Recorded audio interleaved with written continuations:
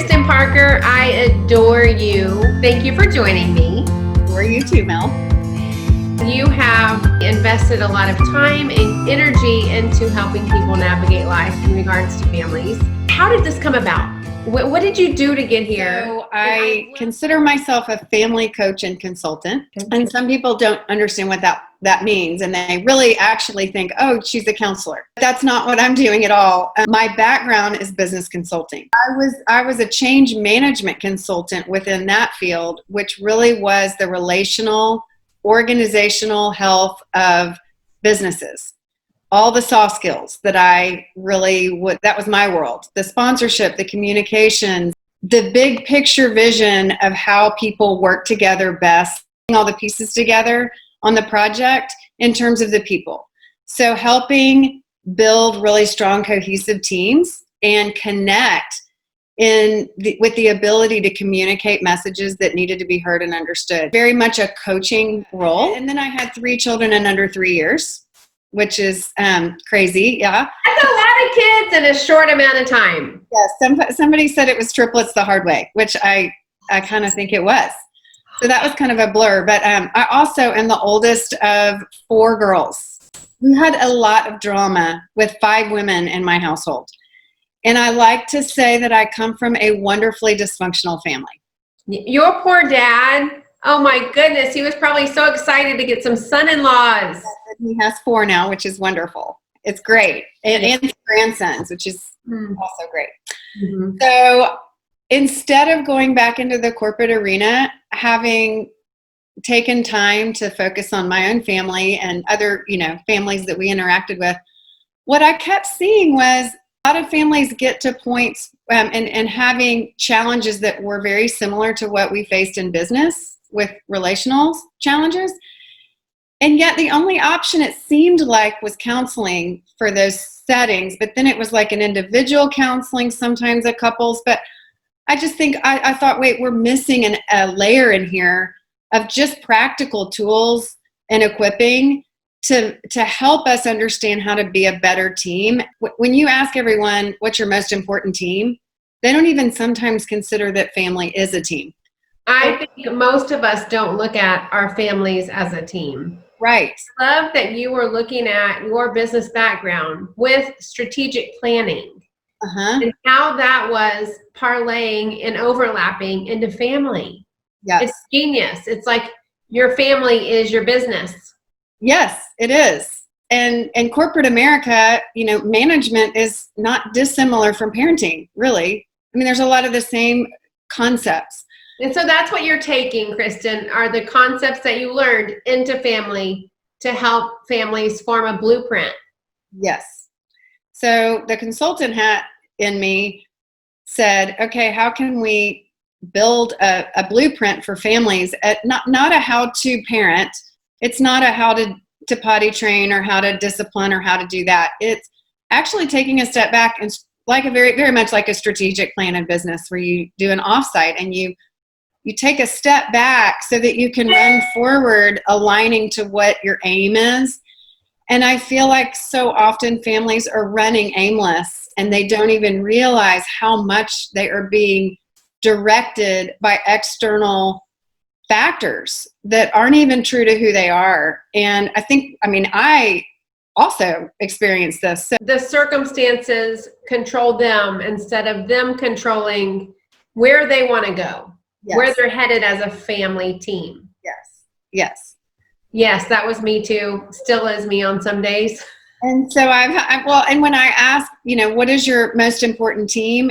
If I ask a business community that, and I say, hey, family, by the way, is a team. Well, all of them say, well, that's my first team.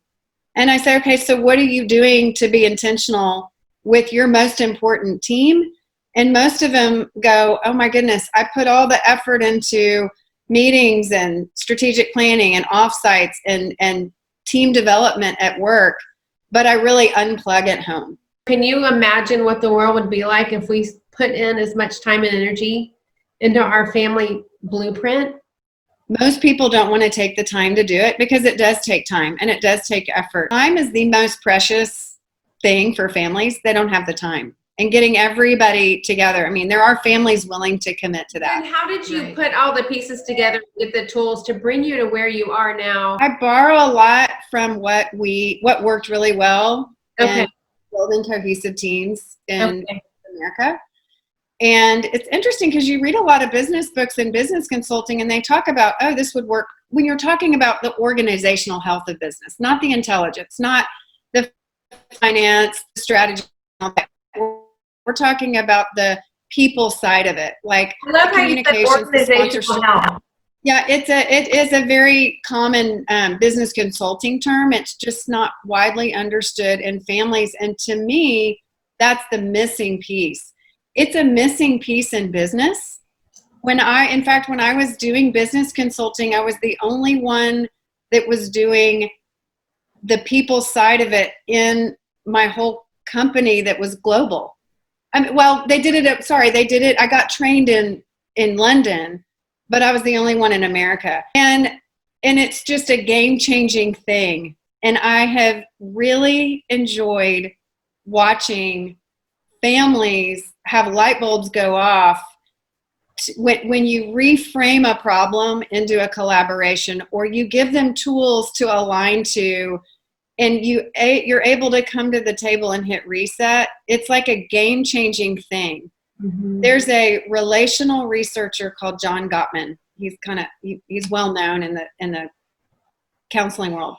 He says it takes 15 minutes to get to the hospital if you have a heart attack. It takes 7 years to get to a counselor if you have a relational issue.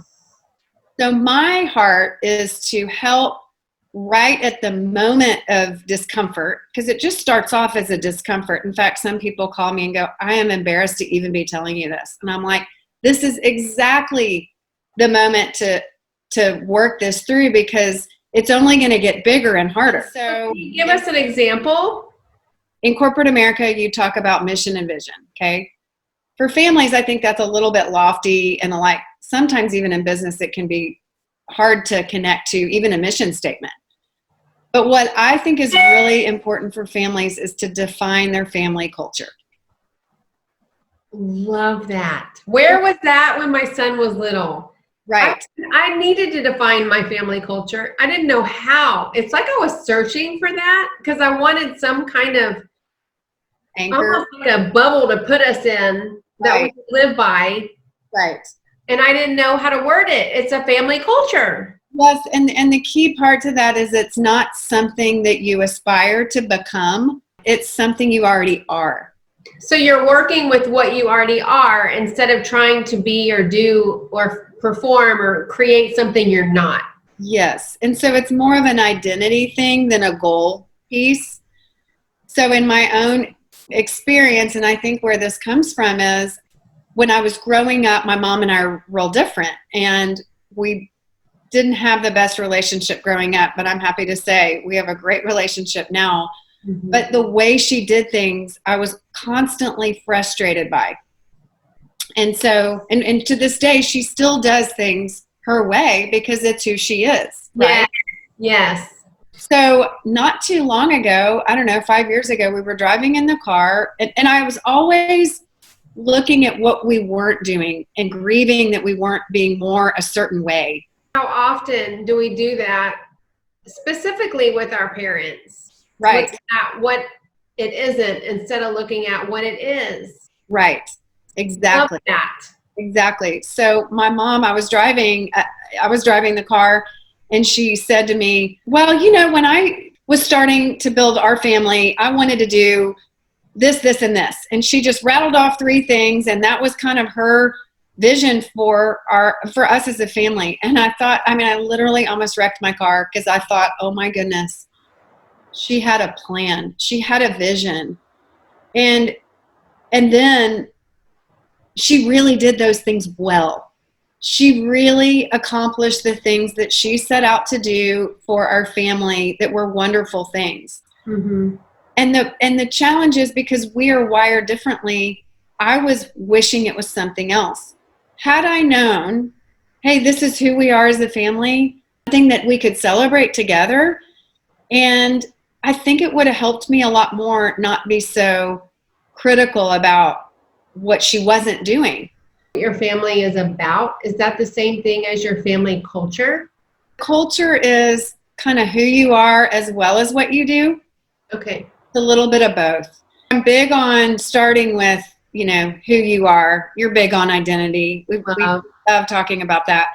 It's getting to know yourself first and honoring that and parenting based on that, not trying to be the mom you aren't or the dad you aren't. I know it's freed me a lot to let go of some things and not try to pretend that I want to be good at those things, because I'm not really wired that way. Mm-hmm. So, and you can't be everything, which is, I want to help families break down this journey of family. But I think moving on from who you are, it's who is your team. And I think we overlook the team element of family, because it's our first team. And if we can't, it's the best opportunity for us to learn and grow. Every challenge, you can't hide in family. Every obstacle and every challenge is actually an invitation for growth and maturity. I can go through and tell you what my kids have taught me personally, whereas on this side of kind of family coaching and looking at it from this direction, whereas before, I probably would have pointed the fingers and told you what they cost me or how difficult they made my life. And you can look at it from different lenses. That's big right there. That's a major perspective step when you're looking at your family and your family's members. Yes. Not just your children, everyone. Right. So instead, you know, our tendency is to want to like kick out the most difficult member of the team when they're probably the ones we need the most, you know. Is that not so true? I mean, the hardest are usually the most loyal. Yes. They're usually the most intelligent. I mean, they're really the ones that you're exactly right. So it's just helpful, I think. And I think that's what coaching can do, is you can come in as a third thing and start, you're not as emotionally invested. You can kind of take a step back and see it from a different perspective and really find the redemptive opportunities that exist in family today. And then the last thing I would say is that who we are in our family team, we're going to be a part of a team later in life. And our family sets us up for what kind of a team member we're going to be, right? Yes. I mean, think about just now, these days with COVID. Yes. Seeing what kind of team members people are. Yes. And boy, I bet we're really getting a much clearer picture of what our family cultures are like. Yeah. So you're going in and you're helping families define their culture. You're helping them accept one another for who they are and then utilize those strengths and giftings and also work through the conflict and the imperfections. And so right now, what are you seeing in families? So we started off like on a high, because I have, you know, my youngest is a senior in high school, which has kind of been challenging for, you know, anyway, the seniors. My heart goes out to the seniors, but my two daughters came back from college and we weren't supposed to be under the same roof until December. So I was so excited to have this unexpected time together, and we really were. They had the best attitudes. We were embracing it. And I think in some ways, like it's kind of reframing tough situations. I've been very encouraged how most people have been able to really take on and find the silver lining. Yeah. And I even heard on one of your chit chats the other day, there was a moment where you hit a wall. We hit a wall too. And it's sort of. I hit a major cry. Wall. Yes. Yes. We hit our wall. But those were wonderful opportunities also to learn and to grow and to really be able to pretend. I've talked about the pause as being very productive and proactive. There's a lot going on that's not fun in this context. And, you know, I know we're feeling the effects of that. But I've been able to sort of look at the ability to kind of take a step back and reevaluate priorities.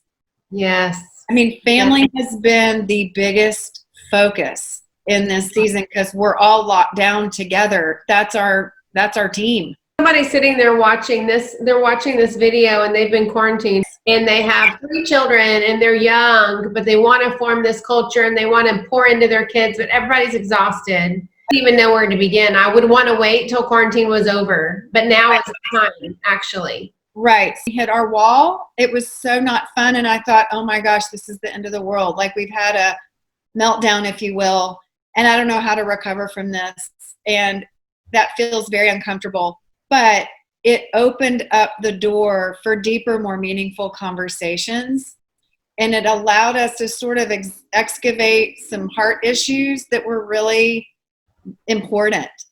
And so I feel like a lot of times when I'm working with families and they want to run from conflict, I actually learned how to look at conflict as a real positive thing in a college class.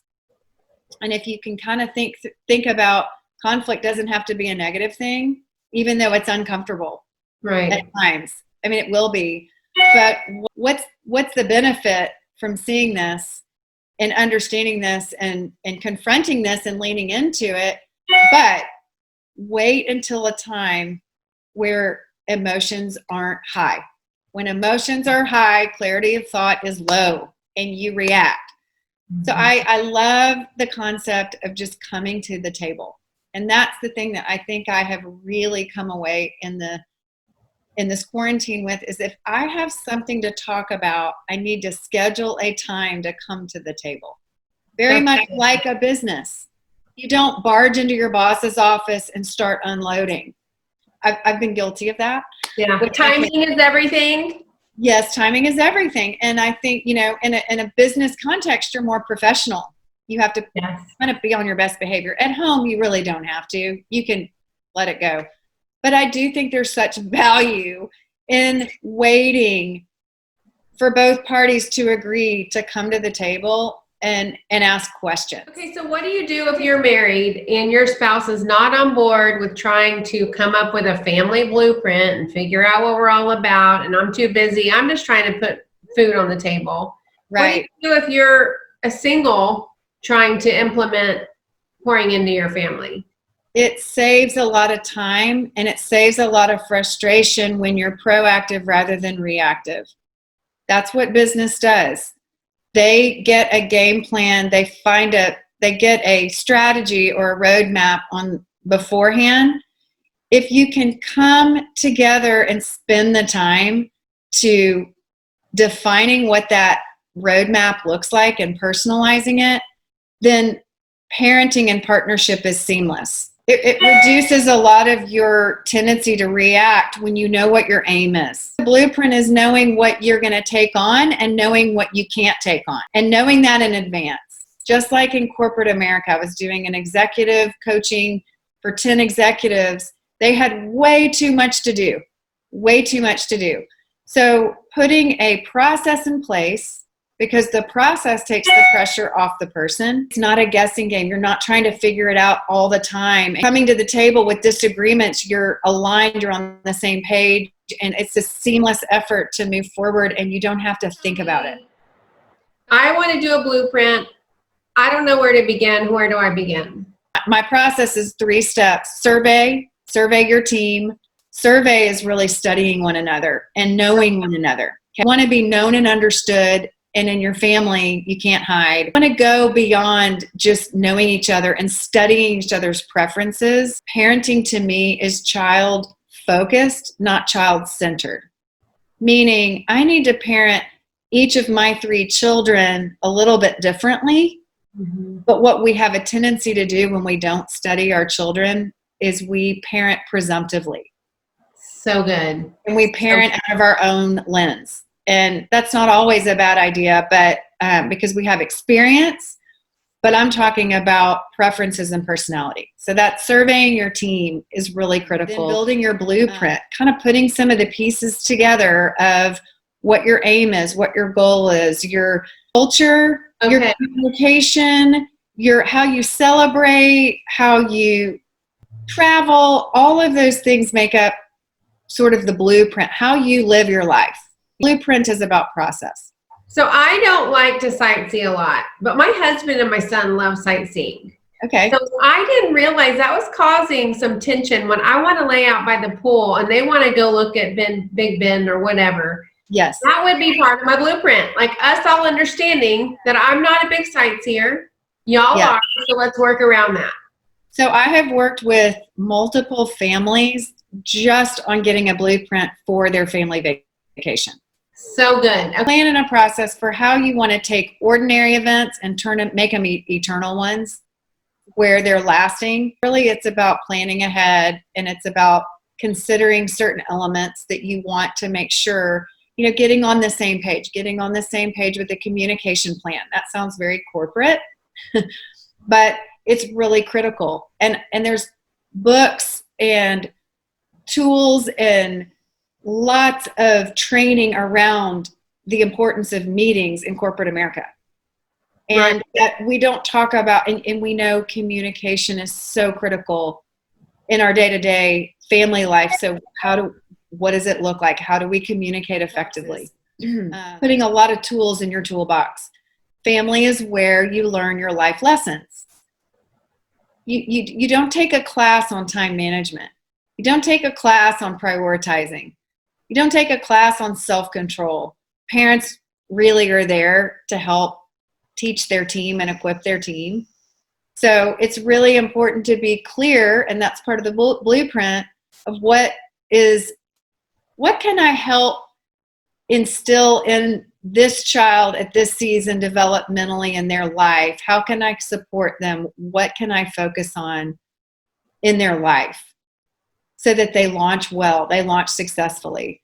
It's challenged me to take a step back even and look at, where am I not handing the baton over to my kids?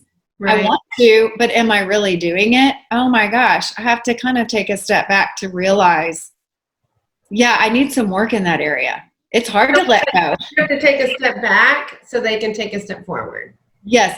The whole concept of this is take a few steps back. That's kind of your original question, is how do you convince a dad to take the time out for this? It's taking a step back to run forward. And interestingly enough, I think that men, they love to fix things and they love to get her done, and they love the concept of, and they get the concept probably more than my female clients, of the value that this is for their family. It's a very unique time that we're in right now. I think if you can come out on the other side of this, having spent a very concentrated time with family, sometimes you can get pushback on calling a family meeting because that seems so formal, kind of. Yes. So I think if you can have a family meeting at the dinner table casually, but you can have some very focused aims of what it is you want to come, asking questions. What I think would be helpful is if families could come out on the other side of this knowing, hey, who are we as a team? How would you describe us as a team? What do you think our family represents? What are some of the best things about our team? What are your favorite things about our team? We talk a lot, individually, but we really don't talk about the team and having that context for who is our team, because I do a lot of team disc assessments, and it's so interesting. I can see a lot about the culture of the family that way, and it's very eye-opening. So I know that families aren't aware, but once they are aware, all these other concepts and ideas and comparison and competition fall away, and then you're perfectly positioned as your family grows and new members come into your family. It's kind of, you have language to almost onboard a new family member. Mm-hmm. This is who we are. And we love these things about us. Maybe we don't love some of these things about us, but it's okay because we can rally around some of the best things that our team has to offer. And moving together as a unit in a way that's unified, unique, understanding one another in greater ways. It's really beautiful. And I don't feel like there are enough people focusing on the value and the weight and the support that a family brings. Right. I think as we've been all confined to home the best gift that we've had this quarantine with families, I believe, is that we've had no competition for spending time together. Record the memories that you have. I think that's why the Front Porch Project has really taken off, because it's a memory of this unprecedented time. And one of my consulting colleagues shared a quote with me not too long ago, and I posted it because I loved it so much. He said, access to influence is built on memories. So if you want access and influence in the lives of your children, spend time with them building memories. So good. And this has been the best opportunity for us to build memories. And I want to encourage you that even if some of those memories haven't been so great, you still have a chance to kind of circle back and say, hey, how can we learn from that? How can we grow from that instead of letting that get the best of us? Yes. Yes. And giving yourself grace. Like, we're not perfect. We do get impatient. We do get irritable. Yes, we see every side when we're in the room. I had one of my meltdowns yesterday, and I kind of lost it. It was a perfect storm. And I circled back, and I had it opened the door to have a real heart-to-heart conversation that needed to have happened. Sometimes that doesn't happen very easily, and it ended up being a huge blessing because there were some things that needed to be said and some things that needed to be understood. You know, there's another thing I graduated with. Crisis in the Chinese language is made up of two symbols, and that's how they do their compound words. So you've got one word is danger, the symbol for danger, and then another symbol for opportunity. Okay, so when you put danger and opportunity together, it spells the word crisis. Wow. So crisis is a dangerous opportunity. Come out of this, not letting it get the best of you, emerging better than ever, and letting this crisis be a dangerous opportunity for good things to come to the surface, and connections and reconciliation and bonding. And bonding and cleaning up emotional clutter. That's what I think is really helpful too, is clean up emotional clutter if it's there. Empty the trash so you can move forward a lot lighter. Absolutely. Thanks for having me, Melanie. I love our chit chats. It's a gift to me. So thank you for inviting me to come today. So fun. Thank you for joining me. You're the best.